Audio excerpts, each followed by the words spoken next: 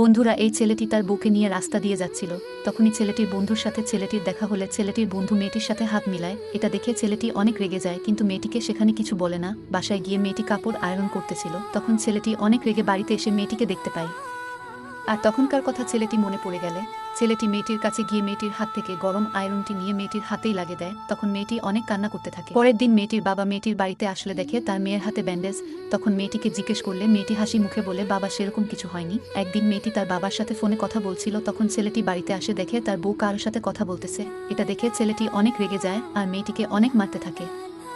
এভাবে একদিন মেয়েটি বই পড়তেছিল, তখন ছেলেটি মেয়েটির কাছে এসে যা করলো তা দেখলে আপনিও অবাক হবেন। তার আগে বন্ধুরা, আপনাকে যদি বলা হয় একদিকে বাবা মা একদিকে গার্লফ্রেন্ড, তো আপনি কাকে বেছে নেবেন? যদি মা বাবাকে বেছে নেন তাহলে অবশ্যই চ্যানেলটি সাবস্ক্রাইব করে ভিডিওটিতে লাইক দিয়ে কমেন্টে বলবেন বাবা মাকে অনেক ভালোবাসি। শেষে ছেলেটির এত নির্যাতন সহ্য না করতে পেরে মেয়েটি ছেলেটিকে মেরে ফেলে।